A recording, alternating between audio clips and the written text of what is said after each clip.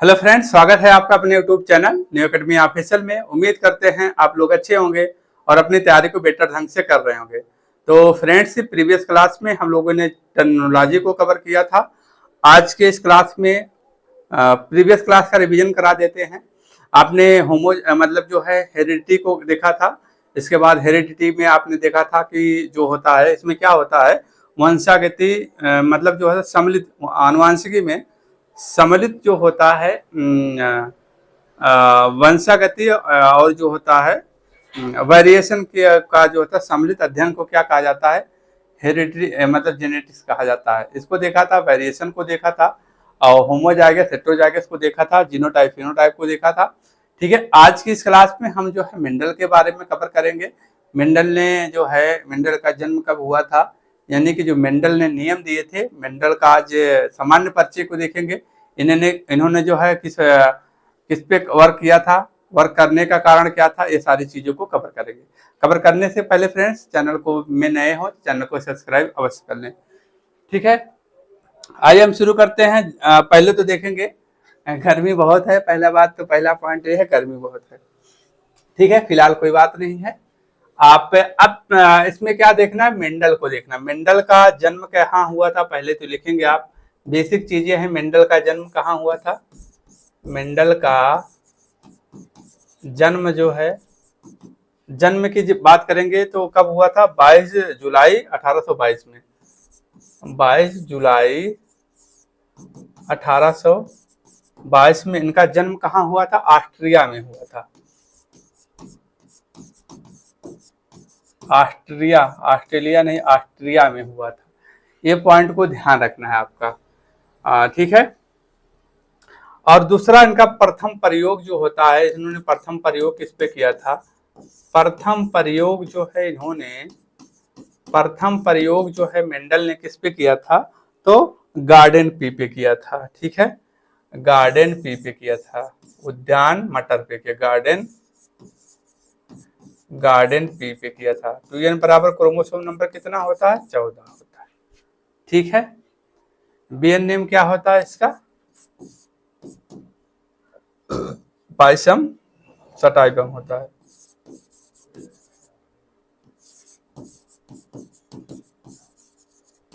ठीक है, ये चीजें हैं। इसी पर इन्होंने कार्य जो है, इन्होंने अपना प्रथम कार्य जो है किया था। ये पॉइंट को ध्यान रखना है।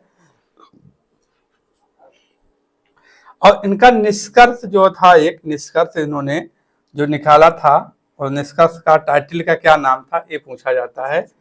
निष्कर्ष का टाइटल का नाम क्या था, तो आप पे जो होता है, experiment in plant hybridization, English में था।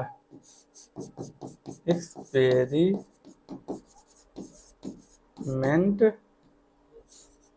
इन प्लांट हाइब्रिडाइजेशन।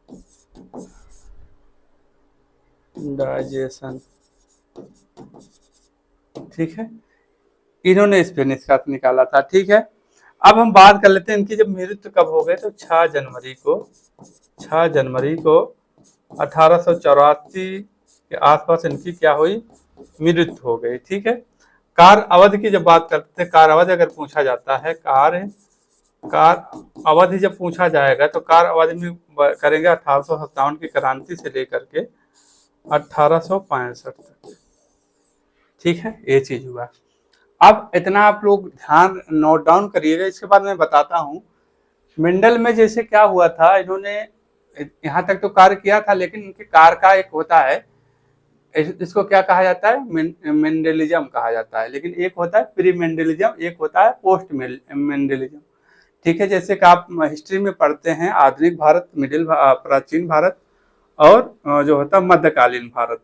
तो मेंडल क्या थे, मध्यकालीन भारत के। आप समझ सकते, समझने के लिए मैं बता रहा हूँ, ऑथेंटिक नहीं है, तो समझने के लिए ये है कि पहले भी मेंडल के पहले भी कुछ साइंटिस्ट तो रहे होंगे। जैसे कंप्यूटर का विकास हमने पढ़ाया था, तो उसमें जब फादर इनको कब कहा जाता है, फादर ऑफ कंप्यूटर को उनको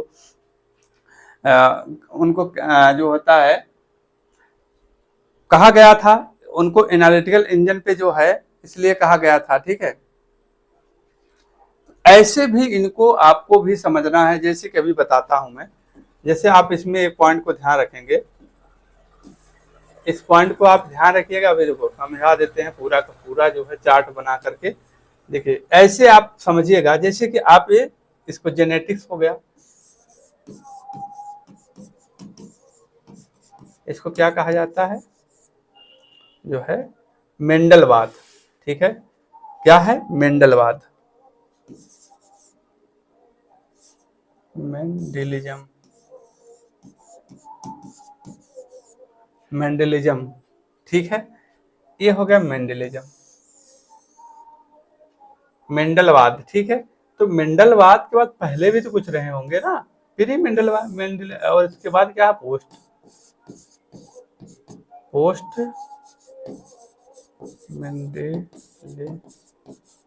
मेंडलिज्म और pre Mendelism, pre Mendelism.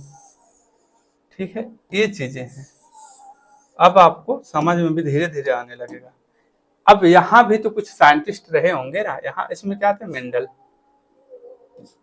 Mendelism यानी मेंडल, यहाँ भी कुछ साइंटिस्ट रहे होंगे, यहाँ भी साइंटिस्ट थे। ठीक है, तो इन्होंने जो क्या था, यहाँ भी तो रहे होंगे, जैसे कि इसके पहले क्या थे, अरस्तु जी थे ना, अरस्तु जी थे, क्या दिए थे, ब्लड थ्योरी दिए थे।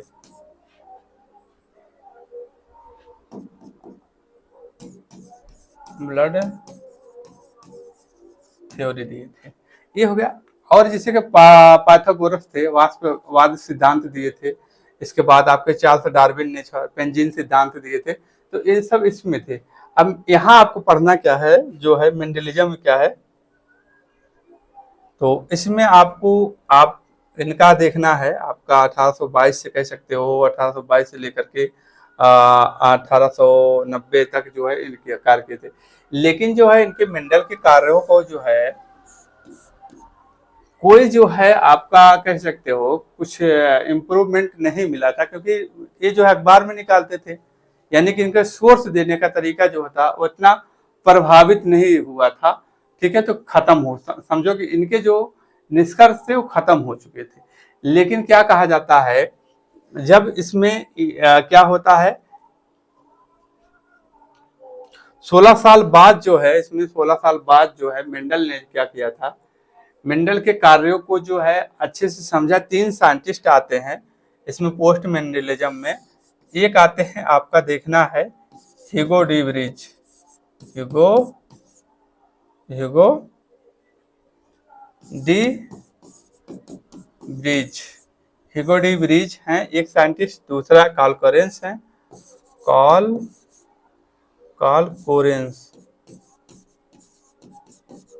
कोरेंस। तीसरे साइंटिस्ट आपके आ जाएंगे एरिक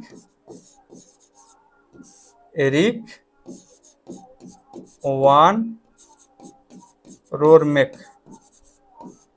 ठीक है, इन्होंने जो है इस पे कार्य किया था, जैसे मेंडल ने हमारे मटर पे कार्य किया था, गार्डन पे कार्य किया था। ये जो है हॉलैंड के थे। इन्होंने किस पे कार्य किया था, प्रिंस रोज पर कार्य किया था। किस पे कार्य किया था, जो है किस पे कार्य किया था, प्रिंस रोज पर कार्य किया था, प्रिंस रोज पर जो है कार्य किए थे। कार्ल कोरेंस जो है किस पे कार्य किए थे, तो मक्का पर कार्य किए थे, जर्मनी के रहने वाले थे। किस पे कार्य किया था, मक्का पर किया था। मक्का में जीने पर भाव पाया जाता है ना, मक्का पर कार्य किया था। एरिक वान रोरमेक ने किस पे कार्य किया था, तो इन्होंने ऑस्ट्रेलिया के थे, यानी कि मेंडल के यहाँ के थे, यानी कि कह सकते हो मेंडल के घर के ही थे। इन्होंने किस पे कार्य किया था, जो है आपका विभिन्न पुष्पों पर कार्य किया था। इन्होंने क्या था, विभिन्न पुष्पी पादपों पर किया था। ठीक है, तो इन्हीं जो 3 साइंटिस्ट हैं जो मेंडल के नियमों को उजागर किया था। जैसे कि 3 नियम इन्होंने दिया था। एक आपका नियम आता, सिद्धांत थे, प्रभाविता का सिद्धांत। दूसरा क्या था आपका जो है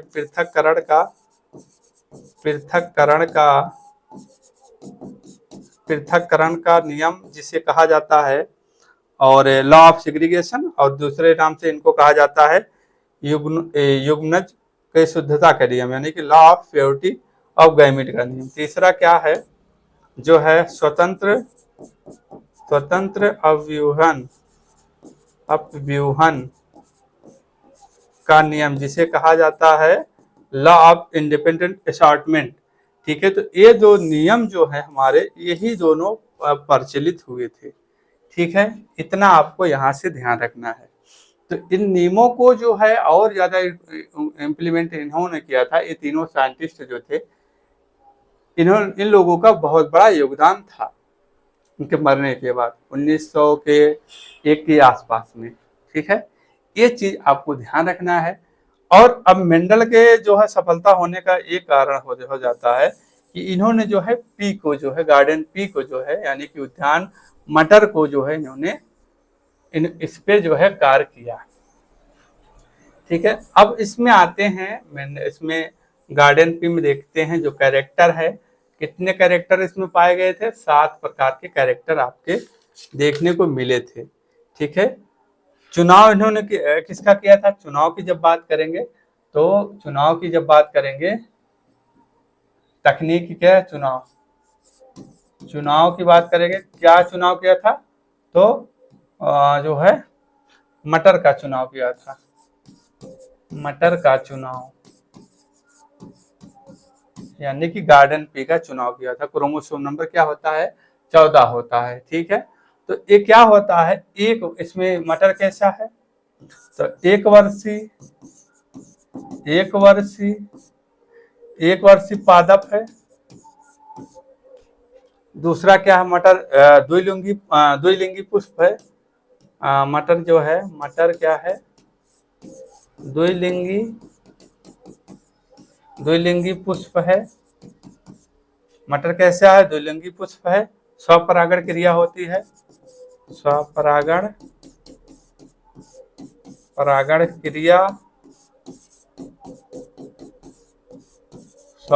क्रिया होती है। ठीक है, और होमोजाइगस पादप होते हैं, होमोजाइगस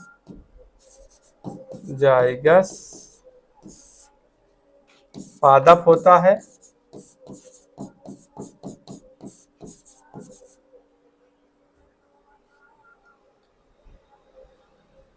और इसमें नर भाग को काटना क्या होता है, नर भाग को हटाना या काटना क्या कहलाता है, काटना जो होता है मस्कुलेशन, यानी कि पिपुल्सक कहलाता है या इमस्कुलेशन कहलाता है। ठीक है, इतना आपको मटर से ध्यान रखना है। ठीक, अब इसमें जो है इन्होंने मटर के बारे में कितने कैरेक्टर बताए थे, तो मटर के बारे में इन्होंने जो है कितने कैरेक्टर बताए थे, 7 कैरेक्टर बताए थे।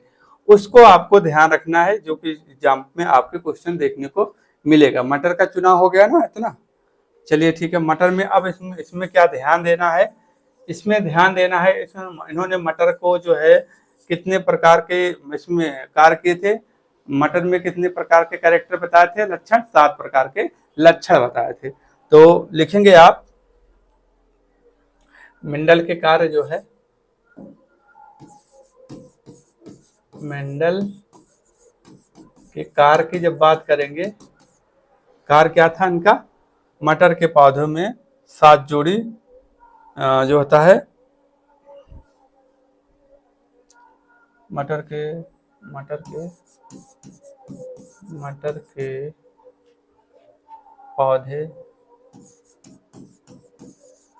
पौधों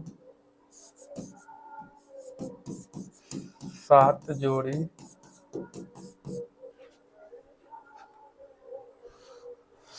जोड़ी के लक्षणों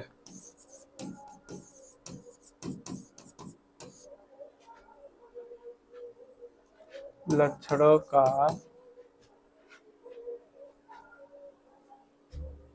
7 जोड़ी लक्षणों का अध्ययन किया। 7 जोड़ी लक्षणों का अध्ययन किया, यानी कि इन्होंने क्या बताया था, मटर में कितने प्रकार के कैरेक्टर बताए थे? 7 प्रकार के कैरेक्टर बताए थे। ठीक है, यही ध्यान रखना है। जैसे कि हम बात करते हैं, यहाँ लिखेंगे 7 जोड़ी कैरेक्टर लिखेंगे। तो पहला लिखेंगे नहीं, तो जैसे कि मंडल के मटर में 7 लक्षण, 7 लक्षण, यानी कि 7 कैरेक्टर की जब बात करेंगे तो इसमें लिखेंगे आप 7 लक्षण के कैरेक्टर है, यानी कि 4 पहले आपको ध्यान रखना है। 4 में पहले जब बात करेंगे, 4 में आपको पहले बीज देखना है, बीज देखना है। 2 बीज के कैरेक्टर थे, बीज 2 किसके थे? 2 आपके फूल थे। 2 क्या थे? 2 जो है आपके फूल थे। 2 क्या थे? फूल। और 2 क्या थे? फली। और इसके बाद क्या, एक और क्या था? एक जो था लंबाई। ये थे। क्लियर हुआ? अब इसमें बीज में इन्होंने 2 बताया था, 2 तरीके से। फूल में भी 2, इसमें भी 2, इसमें 1। ठीक है, तो इसमें जब बात करते हैं हम, इसमें जब बात करते हैं, अब ये नंबरिंग होगा, पहला, दूसरा, तीसरा, चौथा, 5वां, 6वां और जो है 7वां। ठीक है, ये हो गया। अब इन्होंने क्या कहा, बीज का रंग कैसे होता है? पहला जो है रंग हो गया। बीज की जो है आकृति कैसे होती है? आकृति कैसे होती, इम्पोर्टेंट है, बहुत ही इम्पोर्टेंट है। ठीक है, वीवीआई है ये पूरा चार्ट। ठीक है, अब इसके बाद फूल की बात करें, फूल का रंग कैसे है, रंग और इसकी स्थिति क्या है। 5 नंबर पे स्थिति हो गया। फली की बात करेंगे, रंग आकृति, रंग आकृति की बात करेंगे। और 7 नंबर क्या था? लंबाई था, लंबाई था। ठीक है, अब जब हम बात करते हैं आपके, अब हम बात करते हैं, बात कर लेते हैं इसमें प्रभावी, प्रभाव में कौन सा? यहाँ लिखेंगे प्रभावी और इधर लिखेंगे अप्रभावी। प्रभावी अप्रभावी हमने टर्मिनोलॉजी में बता दिया है ना। प्रभावी को कैपिटल से इंडिकेट करते हैं, दर्शाते हैं, और इसको जो है अप्रभावी को स्मॉल से दर्शाते हैं। ठीक है, इसे डोमिनेंट कहते हैं, इसे आप इंग्लिश में कह सकते हैं डोमिनेंट। इसे क्या कहते हैं? रिसेसिव। ठीक है, अब इसके रंग की जब बात करते हैं, इसका रंग की जब बात करेंगे, इसका बीज का रंग, बीज का रंग कैसे होता है? तो बीज का रंग बात करेंगे,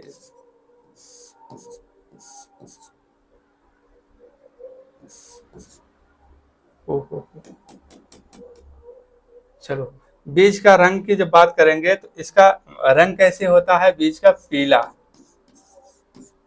पीला जो प्रभावी होता है, और हरा जो होता है अप्रभावी होता है, यानी कि प्रभावी नहीं होता है। ठीक है, आकृति की बात करेंगे तो आकृति कैसी होती है? गोल होती है,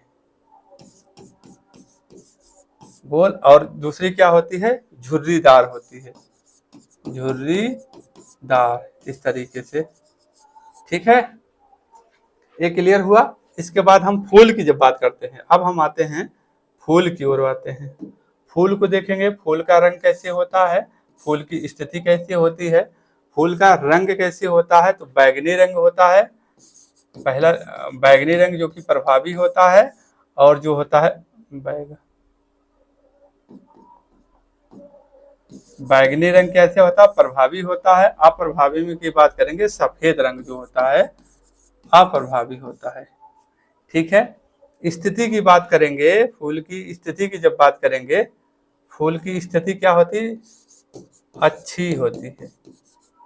अच्छी को बोले तो एक्जिल होती है, और कच्छी को बोले टर्मिनल होती है।